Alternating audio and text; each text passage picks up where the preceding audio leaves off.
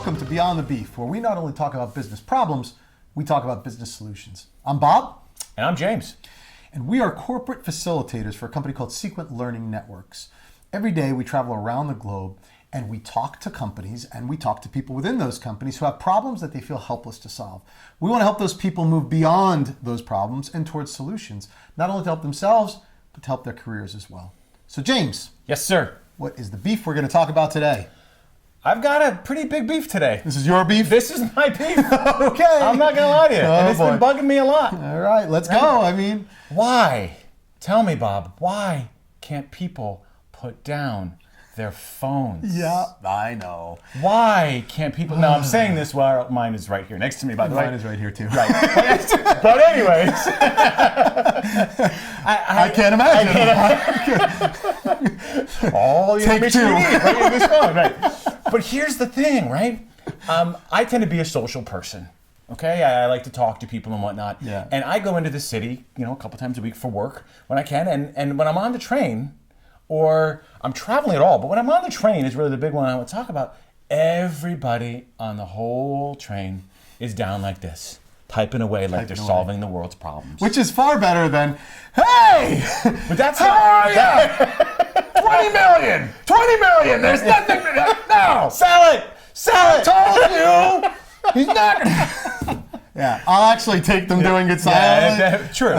Very true. But I like to sometimes have conversations and whatnot. And it's interesting because when it really hit me recently is when I was in London a few months back. And walking down the streets in New York City, people are doing this, by the way, and they walk really slow and they bump into you, and it's really, really annoying. Yeah. Not a single one when I was in London. Nobody was on a phone. Yeah. They were talking. They were actually conversing with one another and using words. I have a story about that. I was in the city, and we're both located in New York. And so I was in the city, and I had my roller bag. I was going to the airport eventually, so I had to take a cab. And just walking down the sidewalk with my roller bag like I normally do every single day. And it's kind of hard to describe this, but I'm going this way. Somebody else is coming this way. And this person is down on their phone, right? Just head down on their phone, and just happens to, because they weren't looking where they were going, put their foot right as I passed, right between me and the roller bag, and the roller bag went bump, right over the person's foot. Right, and I saw this whole thing happening, and I saw that she wasn't looking, and she turns to me and she says, "You moron!" To you, to me, and I was like. My first reaction, I'm not that nice of a person, really. I was like, oh, I'm sorry. Yeah.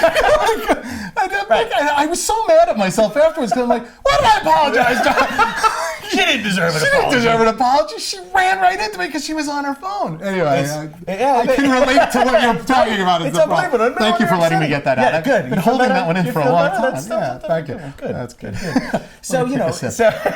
So we talk a little bit about, talk about life. And it happens all the time, right? And I always tell people, you say it's social media, but is it really social when all you're doing is typing? You're not having any nonverbal cues, things like that. Right. But another thing that comes up for both of us, and probably many of you that are watching, is whether it's sometimes we're in meetings. Yeah, or teaching a class. Or we're teaching a class, right? Or anything at all. I've been in a situation where I've been one-on-one with someone in the corporate environment, and they're just like, as I'm talking, yep, Oh, I have a story about that, too. I must be very interesting. Thanks for listening. Right? But I'm sorry. I got to tell you this story. I had this happen to me. I don't know if I ever told you this, but this exact thing happened to me. I was having a group meeting. I was in charge of this group, and somebody did that. They asked me a question. Literally, they were like, "Bob, can you tell me?" Blah, blah, blah? And I said, "Sure." I start talking to this. They didn't care about your answer. As I'm talking, right? I was famous for this. I took the phone. It was instinctive. I took the phone. I threw it in the garbage. Did you really? Yeah, and well it was done. the VP of well done. It was the VP of HR. This is not recommended. Just so you know. While Bob has done this, I would not recommend this for you viewers. It felt so good. It wasn't worth losing my job over. Right. No, I didn't. But it was. But okay, go ahead. I'm sorry. I cut you off. All I was saying is exactly that. Yeah. Right? And it makes you nuts. And that's what I'd like to do every single time. Okay, whack it out of their hands or do something.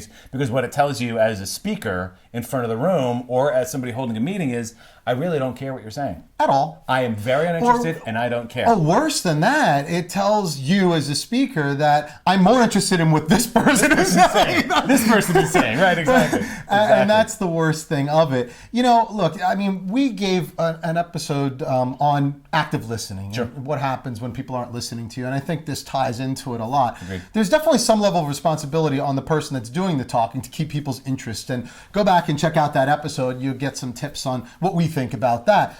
But in this case, I think there's also a responsibility on the person who's doing the listening to actually stay engaged with people. I totally agree with you.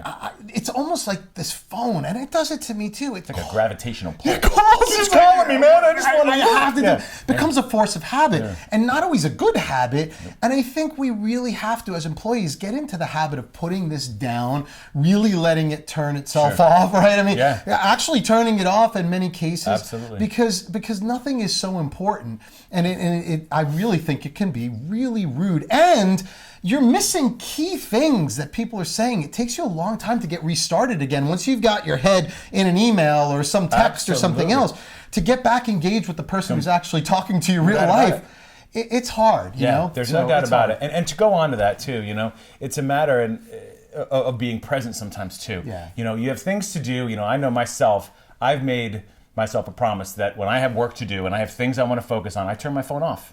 Now, we've set expectations, so sometimes I got to send emails to people and say, hey, I'm not going to be reachable for a little while. Because otherwise, people, you would talk to somebody in 15 minutes. If they send you a text, they think you're dead. What happened? Right? So I do have to warn everybody beforehand. But then I turn off the phone and I get to work. Yeah. And I'm able to stay focused in that period of time and be able to get that work done. So just, you know, it sounds simple.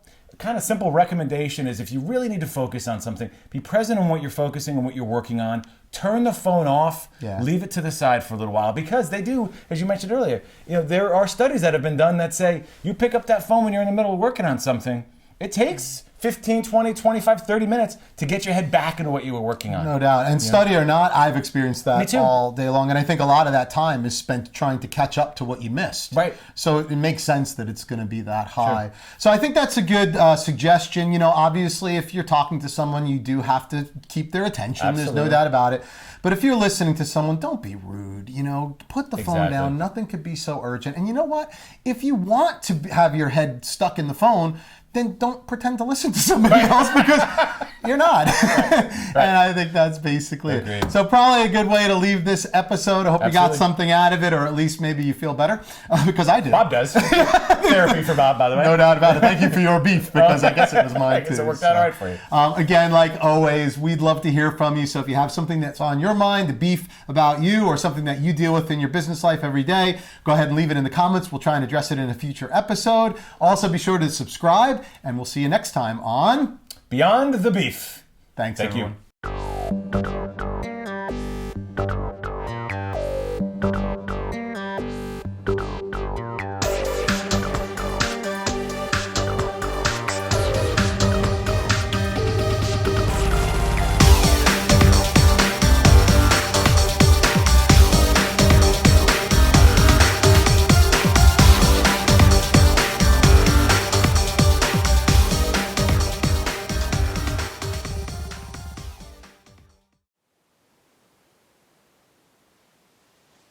That's probably good. I like that.